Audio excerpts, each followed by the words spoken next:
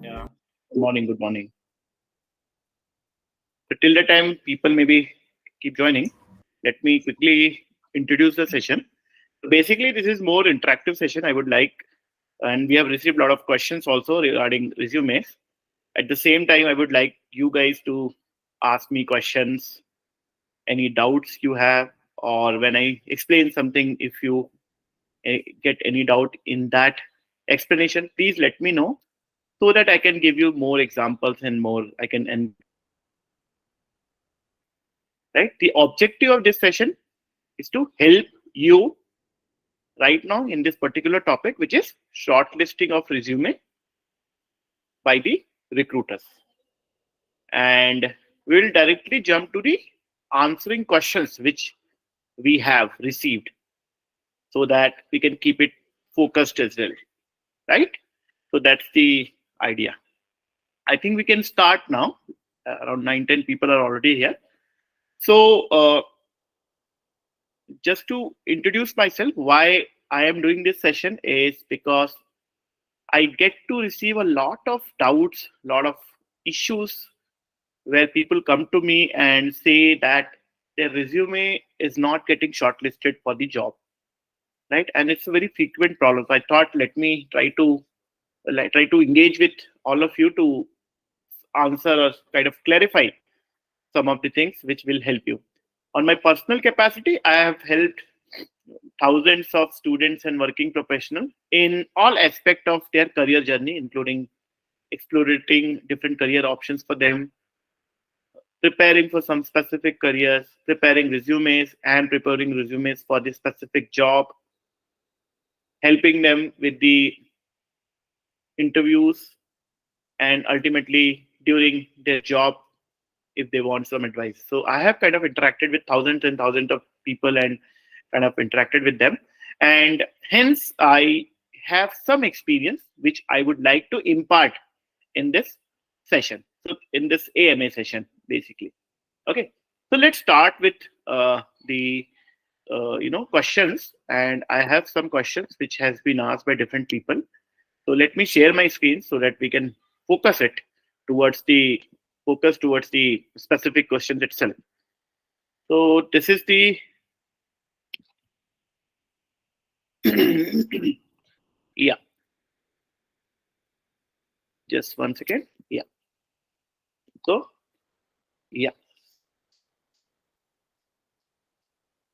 So my focus in this session is that how do you craft is the keyword here. Resume for getting shortlisted. How not just prepare but craft your resume. So let's see. First, the question I received was, and it's kind of very repeated, very frequently asked question is, how do you turn an average resume into a compelling one? What exactly are the recruiters looking for, and how do I stand out? So that's the question. So first of all, if you have any perspective on this question, or if you have any questions around this question, can you either speak up or put it in the chat if you have any, or if you have any suggestions or any point of view for how do you make your resume compelling, how do you what exactly recruiters expect, and how do you stand out in the process of resume making. So any specific input or any specific thought process you have? Anyone? Prerit, any specific input you might have?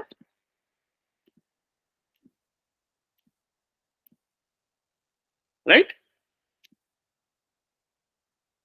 So let's see. Right. So the first question which was here was that how do you actually stand out, and what exactly recruiters look for in your resume. Try to give you in a very structured format so that you can apply it also in your resumes. Okay, so let's see.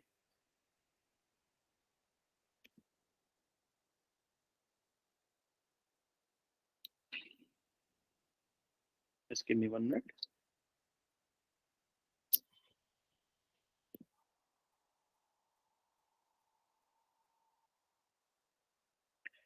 So if we look at what recruiter expect? Let's start with there, because recruiters are our customers. Ultimately, these are the people who are going to look for something in our resume. So we should understand what recruiters look for in the resume. And if I have to really make it a very crisp and very clear for you, what do they expect in your resume? There are two specific things which they expect in your resume. First is, do you have relevant skill or knowledge or functional knowledge or anything relevant for the role? And or, the keyword here is and or, do you have talent or potential for this role or not? Okay, that's a very important thing. So some recruiters will say that, I know if I'm hiring for a finance job, I need people with experience in finance and knowledge. Some might say that, yes, finance, I'm hiring for a finance role, but as long as I get the idea that this person who is applying in the role, whether this person can learn finance or not, right? So these are the two different aspects of recruiters' expectation we should be aware of, right? And how do you now? The question is, how do you stand out, right? How do you stand out? And given these two things, how do you stand out in these things? So let's look at relevant skills and knowledge part first.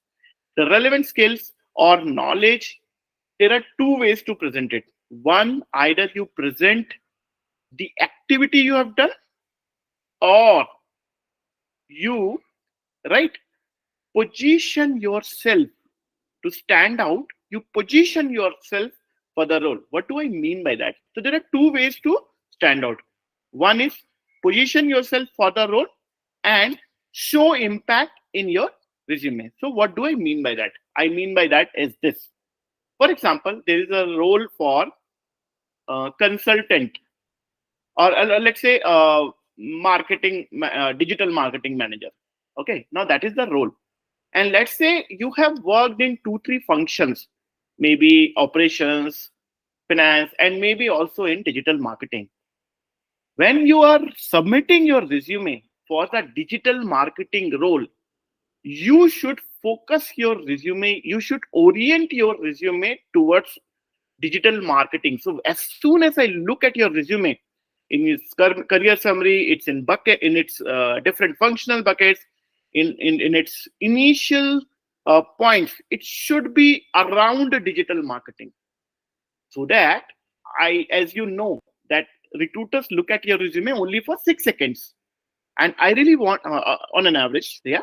So what I want, and even in let's say ATS, which automatically scans resume, it want to see whether your resume is for digital marketing or not, right? For the digital marketing role. So you should position yourself for the desired role, which includes bringing keywords, bringing ideas of digital marketing in career summary, in functional bucket, in initial set of points, which are very important to for the role. That will orient your resume towards digital marketing. That is first point. Second point is, whatever point you're writing, it should have as much as possible impact in it, and that impact, if possible, or I would suggest you to think hard on it, should have quantified impact. For example, let's say again you're applying for a digital marketing role, and there are two ways to write your experience. Let's say you've done a digital marketing campaign for your company. One, you can just say activity, that I have done digital marketing for my company for this campaign.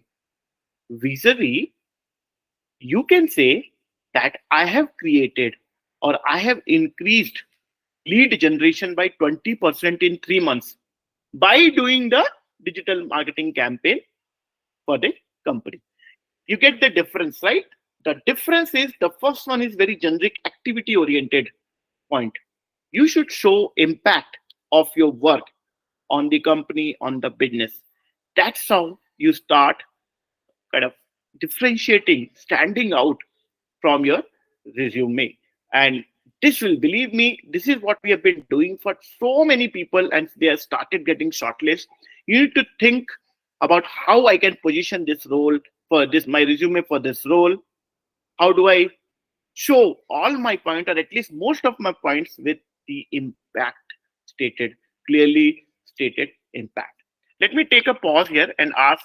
Let me go to again. I mean, if you have any questions on this till now, if I whatever I explained, do you have any questions?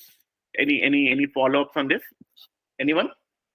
You can put it in chat. You can ask it or anything. Any doubt? Any question? Right. So just to summarize, you should show your impact, you should position your resume towards the role, and you should understand what recruiters expect. They expect two things, and or first is, do you have relevant skills, knowledge, and or do you have talent or potential for the role or not? These are the two things. Great. So now let's go to next question, which is, how should a resume be formatted to highlight my skill? Do I need to include everything or only relevant details? Short answer is only relevant details, and with some details which are good in you. For example, let me show you. So basically, you need to do two things. First, you should definitely show whatever relevant spikes you have for the role. When I say spikes, means the achievements, something which differentiate you from others, your own best impact which you have created in your professional, personal, or academic life. So professional life means, let's say you've worked in a project where you maybe created a lot of revenue, or saved a lot of time, or you solved a very complex problem, right? That is your professional spikes. Personal spikes is, let's say you have written a book, or you have a blog which a lot of people follow, or or you run an NGO. These are personal spikes. And academic spikes, needless to say, that basically the spikes, the achievements which you have in your academics. So these are the relevant spikes for the role. And then once you bring that, so definitely you should have relevant details, and that should be in the top or as early as possible in your resume. Second thing is, all other things, all other spikes, all other achievements should also be mentioned after you covered these relevant spikes for the role. So this is what you need to do to get shortlisted. This will make sure, one, that it is totally positioned for the role, which make it easier for the recruiter to shortlist you. At the same time, you give so many other things, so that you are also showing that I am a person who have lot of potential, who has lot of talent for the role. And when you're creating your resume, you should focus here. What do I mean by that? If you see this as your resume, the entire four boxes, this is a page. You should try to include as much relevant and as much important point possible in this quadrant. This is the quadrant you should definitely focus on. Once you do this, this will not only help you shortlist by a human eye, but also by a ATS, because this is your area to focus on in your resume. So that's the answer to the second question. Let's see the third question, right? How to align resume to the requirements of the desired role if we have only partial experience in that field as compared to overall experience in years. Okay, cool. So till now, any question, anything you want to ask, anything do you have any question till now? Whatever I suggested till now, you can ask on the chat also if you have any doubt or any question. Let's make it very interactive, guys. Any question? Yes, at least write yes or no in the chat. If you have any question, please put yes and tell your question. If you don't have any questions, just say no in the chat. Shashank, Amira, right? Who else is there in the call? Prerit, Naveen, Mahima, Karuna, Divya, Amira, Akshat, Navya, Nilanjana. All good so far. Thank you.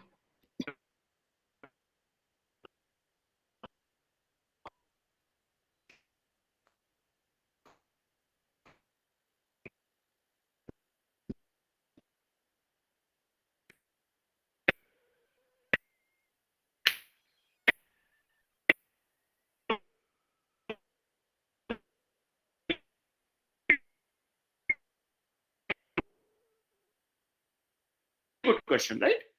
I would suggest two things here.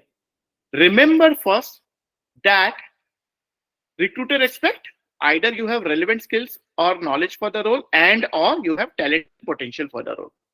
Okay. When you have partial experience and knowledge for the role, definitely position your resume with whatever skills or relevant skills or knowledge you have for the role right now. That is first point. And second point, focus on all your professional, personal, and academic spikes, which will show your talent and potential. That is as it is, not doing anything but kind of bringing, making your right now the current resume as close as possible to the role. Second, in the medium term, one, definitely understand what does this company do, what does this company do in the industry context, what are its challenges, what are the technology it is adopting, what are the key issues it is solving, just to get the context about the company. That is first point. Second point, understand hence in that context, understand the job description and the role. What is required in this role? What skills, what knowledge is required in this role? You do that second. And then synthesize this into 3 to 4, one, skills which you need. Second, examples you need to build on, a practical example which you need to build on. And that's where your medium term strategy starts, which is building your profile for the role. As long, uh, uh, so for example, once you understood everything, do certification and a live project or project. Basically, let's say you want to get into generative AI field. You have some idea about some skills, but you don't have anything about generative AI. Definitely do certification and do some hands-on live self-initiated any project which will say that you don't just have knowledge but you have also tried and gained knowledge by implementing it. You have an implementation knowledge. That is very important. Lot of my students face this problem. What I suggest them and they follow it, they do, if nothing else, you can do a self-initiated project and bring it in your resume that, by the way, I've done this self-initiated project in generative AI where I have created a, let's say, a marketing domain, a marketing blog with the help of that, right? At least start with that. Personal branding, let's say, again, example is same. Let's say generative AI. Once you start reading about and doing projects on generative AI, try to start position yourself in LinkedIn, in other forum that you have started learning about generative AI. Start writing blogs, participate in the discussion around generative AI, give your point of views.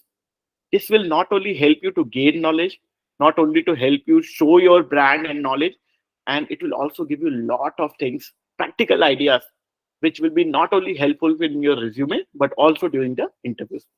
And some other hacks are basically, for example, right, that you need to build your profile for the role.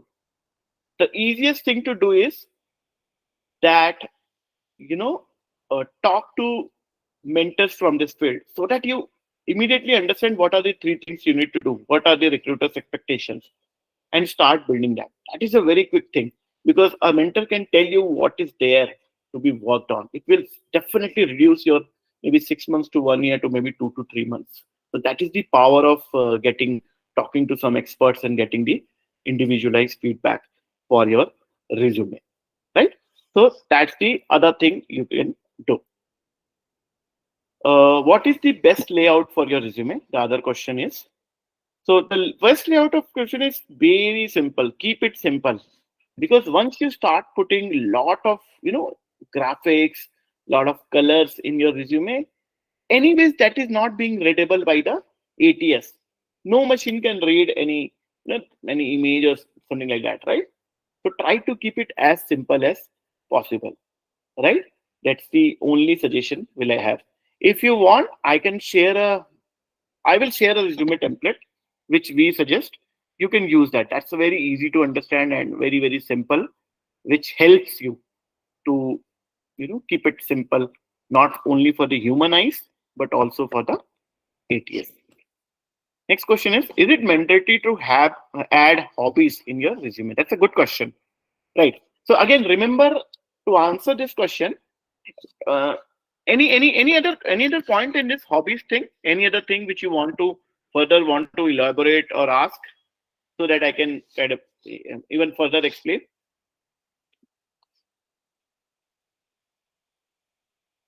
Any specific example of hobby which you want to discuss? Amara, Divya, Prerit, Karuna, Naveen, Shank, reading. Okay, reading. So if reading is your hobby, so it's so generic. Okay, Divya, we'll talk about it. Very good. Thanks for pinging. Anyone else like playing? Like playing what? Can you give me some example, Prerit? Right? Games like video games or cricket, football, outdoor games, indoor games. What kind of games? Right? So first of all, you again go back to the yeah, great, got it. You go back to what recruiters expect in your resume. One, either you have relevant experience or relevant skill, and or you have talent and potential for the role. Now, let's say you play cricket, okay, and a job require a team management and a leadership skill. And let's say then it makes sense to bring cricket in your hobbies. First point. Second, in that you need to also say that being cricket being my hobby, how it will help me as a person, as a leader, as a team member, right? Or how it had helped me. So what you need to do, you say my hobby. For example, in the resume, you write hobbies. First point, cricket, and then you say played cricket in or participated in 5+ tournament as a captain, leading my team to win 3 tournaments. Now, what you're doing, you're not just saying that you played cricket, your hobby, but also there is some outcome of that. Now, that outcome is also showing your skills. Okay. So you need to ask, okay, how do I use this idea or this knowledge, which either show my relevant skills for the role or my talent or potential for the role. Similarly, for reading, right? Let's say you're applying for uh, digital marketing role, right? How reading helps you? Reading helps you in generating lot of structure and ideas. Now, can you answer this question before applying to the role that how reading will help me, let's say in this case, the digital marketing role? If yes, definitely mention it and say so what, right? Even if it doesn't help directly, but it shows your potential that because you read, you have a potentially good grasping power or good structuring power because of your reading skill. Definitely bring it out. So leverage your hobbies because it also shows your personal front, which is very important for a recruiter. I'm not just hiring a person with the bucket of skills. I'm hiring a person for his or her personality also.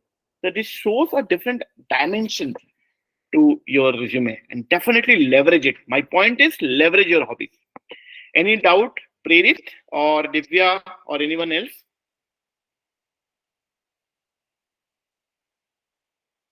Any doubt, Prerit?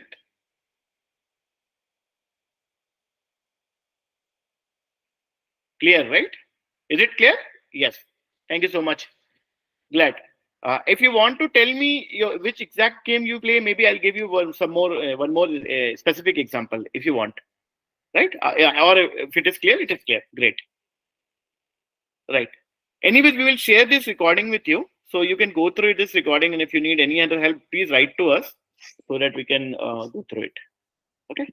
Another question is last question. So basically, how to get into senior position, right?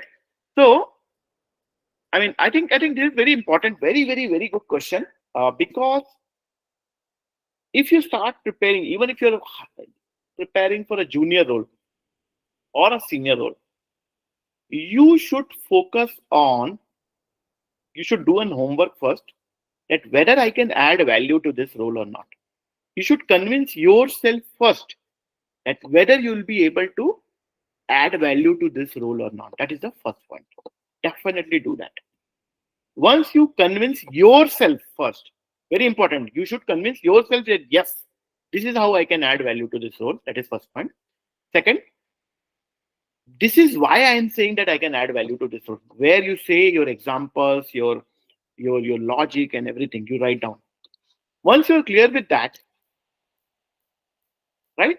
You should write the same thing in your resume. So when you're applying for a senior role, which is totally result oriented, you should focus on how you can add value or add more value to the role given your skills. That is the second point. And third point is because a senior role also requires some amount of maybe a public presence or a leadership role or an administration role, skills, or thought leadership skills. Definitely bring out those skills in your resume through some of the work which you've done, right? That is very important, right? So this is how you can definitely apply for this thing. Last point, I think very important is whenever you're applying to a job through your resume, once you prepare all your resume, definitely not just apply through job portal, but also try to create a relationship with people in that industry, in that company, and try to see if you can get a referral. That will further make your resume reach towards the right, maybe right person. So that's what you should definitely do. So great. This was the, I think, last question which we have covered. Any other question anyone has anyone wants to discuss something else also, given what I said? I'm really happy to answer that also. Otherwise, my only point is resume is a part of selection process. It's not your life. Please work towards the role. Please try to understand. Please convince yourself first that yes, I can add value, and then you write your resume, your interview. It will really make yourself very comfortable. That is first point. Second, create relationship, connect with people, talk with people like me or other industry people. You will get lot of ideas. You'll have very good connect, which will help you later on also in your job. And another point is that you, when you do this, please do this, some of these things. If you have any doubt, please ask now or later. I will be really happy to solve those questions because my our as a Go Cricket, we want to make yourself accomplished in your career and in your life, right? And this is how you should work on your uh, resume. And with this, you can definitely take charge of your career. And we want you to do that because not only we want you to be accomplished, but we also want you to share your knowledge in our mentoring profile to other students what you once you are accomplished, so that there is a positive loop of helping each other happens. There was one question from Divya: any specific format to be followed? So as I said, there is a very let me show that. So till the time I'm presenting my screen with the format, what I'm trying to say is keep your format of resume as simple as possible, because if you make it complex, full of kind of let's say full of graph, full of images, it might happen that ATS or a machine cannot read it. That is not good, right? So make it very, very simple. Let me show you a format. Yes, I think I have one. Just 1 minute. Let me open that and then I'll present my screen. Yeah. So let me present my screen now. I will share this with all of you. Okay. So I think yes, I think now it has been presented. So this is a see. Start with career summary, and I've given the notes also. What should you include in this portion? Then give your professional experience, whatever you have. Try to structure your points, right? So that it is easy to read. Then education. Then your if you have any academic projects, certification, extracurricular or other. Just try to keep it as simple as possible and focus on bringing positioning your resume like at this part. while here you bring a lot of relevant and powerful aspects of the job which you have.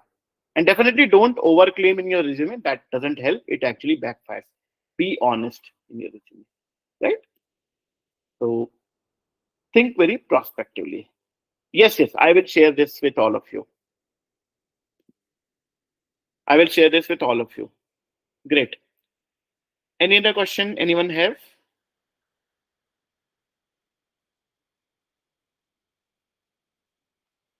So great. This is the recording we will share with you. And thank you so much for coming in this Sunday morning. I'm glad that you came and you it's a very first step towards your career journey. Just take charge of that. Be connected with us. We would really love to have more discussion with all of you. Thank you so much. All the best.